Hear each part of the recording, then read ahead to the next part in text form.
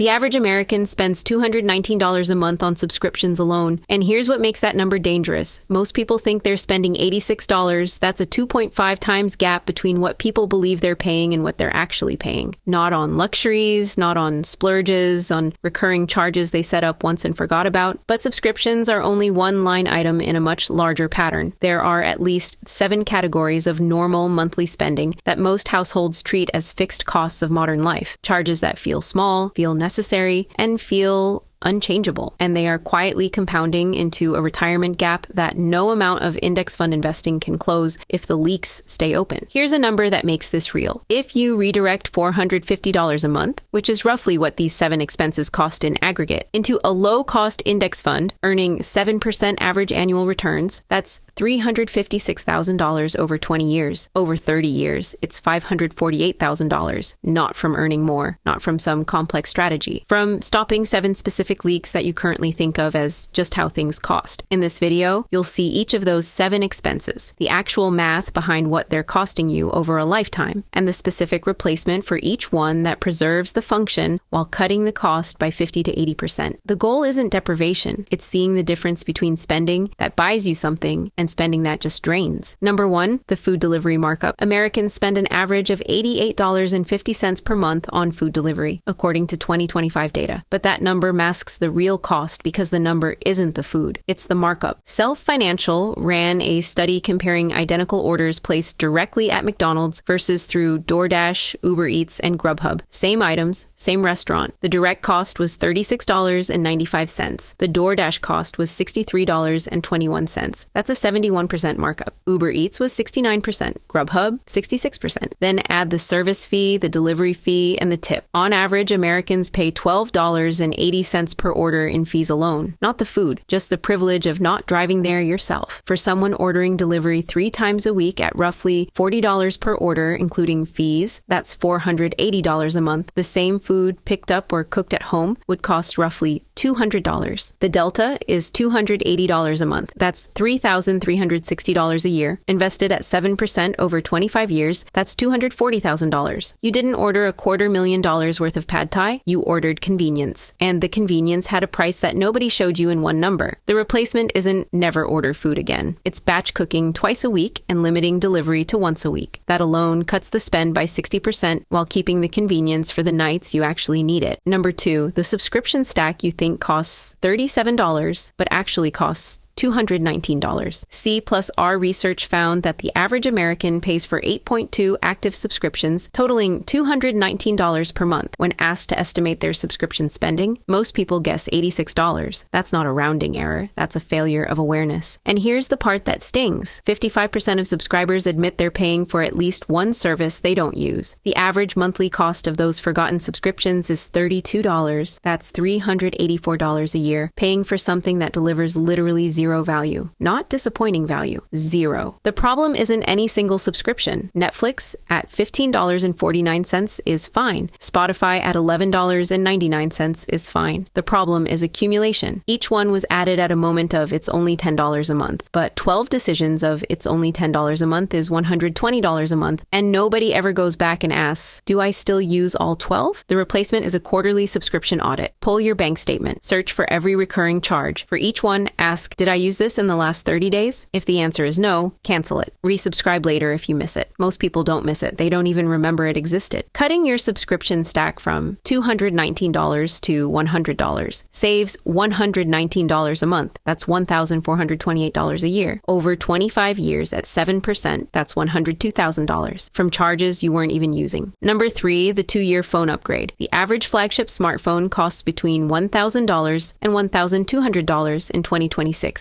Add the case, the screen protector, the new charger because they changed the port again, and you're at about $1,300 per cycle. Trade in the old one, get back maybe $400 if it's in perfect condition. Net cost, roughly $900 every 2 years, or $450 per year, or $37.50 per month. Over a decade, that's $6,500 on phones. Here's what most people don't think about. The performance difference between a phone that's 2 years old and a phone that's brand new is, for 9 95% of what you do with it invisible. You text, you scroll, you take photos, you navigate. A 3-year-old flagship handles all of that without breaking a sweat. The processor in your current phone is not the bottleneck of your life. Verizon reported that the average upgrade cycle has extended to 3.5 years, and the trend is moving toward 4. The early adopters have already figured this out. The question is whether you have. The replacement? Extend your upgrade cycle to 4 years instead of 2. Replace the battery at the 2.5-year mark for $70 to $100 instead of replacing the phone for $1,200. That cuts your annual phone cost from $450 to roughly $190. The delta is $260 a year, or about $22 a month. Small on its own, but we're stacking. Number 4, the premium gas you don't need. This one is quick, specific, and affects roughly 16 million Americans who put premium fuel in cars that run perfectly fine on regular. Premium gas costs about 50 to 70 cents more per gallon than regular. If your car's manual says premium recommended rather than premium required, your engine has NOx sensors that automatically adjust for regular fuel. You are paying a per tank premium of $7 to $10 for zero performance benefit. The AAA tested this directly and found no measurable difference in horsepower, fuel economy, or emissions when running regular fuel in cars that only recommend premium. At 1 tank per week, that's $30 to $40 per month, $360 to $480 per year. Over 20 years invested, that's $18,000 to $24,000. Not from changing your car, from reading one page of your owner's manual. The replacement. Check page 3 of your owner's manual. If it says required, use premium. If it says recommended, switch to regular tomorrow. The savings start immediately. Number 5, the extended warranty on everything. Consumer Reports surveyed 8,000 people who purchased extended warranties and found that 65% spent more on the warranty than they got back in repairs. The average person paid $1,000 for a warranty that returned $700 in covered repairs. Net loss, $300. And 42% never used the warranty at all. 0 claims. Full price paid. Dealers know this. Extended warranties are one of the most profitable products a dealership sells. The average dealer collects around $800 per warranty sold. They are not selling you protection. They are selling you the feeling of protection at a price that exceeds the statistical risk. This applies beyond cars. The extended warranty on your laptop, your TV, your refrigerator, your phone. These products follow bathtub reliability curves. They either fail early, covered by the manufacturer warranty, or they fail late, after the extended warranty expires. The middle window that extended warranties cover is the period when failures are least likely to occur. The replacement, and instead of buying the warranty, put the $1,000 into a self-insurance fund in a high-yield savings account. Use it when something breaks. After a few years, you'll have more in the fund than you've ever spent on repairs, Mike, and because the failures that warranties cover are rarer than the warranties are priced for. That's the entire business model. They charge you more than the expected cost of the repair, keep the difference, and call it peace of mind. $80 to $100 a month saved across all extended warranty purchases. $1,000 a year. Over 25 years, that's $72,000. From bets, you are losing. Number 6, the gym membership you're not using. This one might feel personal, and it should, because the fitness industry's revenue model depends on people who pay but don't show up. The average gym membership costs $40 to $60 per month. For many Americans, the actual usage drops to once a week or less within 90 days of signing up. At 1 visit per week, a $50 membership costs $12.50 per visit. At 2 visits per month, which is closer to reality for most members, it's $25 per visit. For a treadmill you can replicate with a pair of shoes and a sidewalk. But here's the part that makes this a structural problem rather than a discipline problem. Gyms make cancellation deliberately difficult. A University of Illinois study documented the cancellation walls. Requirements like certified mail, in-person visits, 30-day notice periods, and mandatory phone calls designed to create just enough friction that you keep paying rather than deal with the process. The replacement isn't stop exercising. It's matching the payment to the usage. If you go 4+ times a week, the gym is worth it. Keep it. If you go once a week or less, switch to bodyweight workouts at home, outdoor running, or a pay-per-visit facility. A $50 monthly membership that you use twice costs $25 per visit. A $10 drop-in fee for the same 2 visits costs $20 total. The math isn't complicated. The habit of paying without attending is. Savings for the person who cancels the unused membership. $50 per month, $600 per year. Over 25 years at 7%, that's $43,000. From something that was making you feel guilty every time you drove past it. Number 7, the convenience coffee and lunch. This is the category that personal finance people love to argue about, so I want to be precise. The problem isn't buying coffee. The problem is the default. A daily coffee from a chain costs roughly $5.50 on average in 2026. Made at home, the same quality coffee costs about 75 cents. The delta is $4.75 per day, or $142.50 per month for weekdays only. Add a bought lunch 3 times a week at $14 average versus a packed lunch at $4. That's $10 per lunch, $30 per week, $120 per month. Combined, $262.50 per month. Over $3,100 per year. Over 25 years at 7%, that's $223,000. Now, I'm not going to tell you to never buy a coffee. That's the kind of advice that makes people stop listening to financial content entirely. But there's a difference between buying a coffee because you intentionally chose to treat yourself on a Tuesday and buying a coffee because it's Tuesday and that's what you do on Tuesdays. The first is a decision. The second is a default. And defaults are expensive because they compound invisibly. The replacement coffee at home on weekdays, bought coffee on weekends as a treat, packed lunch 3 days a week, bought lunch twice a week. Total savings, roughly $150 per month while still eating out and drinking good coffee regularly. Not deprivation. Downshift from default to intentional. Now, let me show you what happens when you stack all 7. Food delivery reduction, $280 per month. Subscription audit, $119. Phone upgrade extension, $22. Premium gas switch, $35. Extended warranty self-insurance, $85. Gym cancellation or downshift, $50. Coffee and lunch intentionality, $150. Total, $741 per month. Call it $700 to be conservative. $700 a month invested at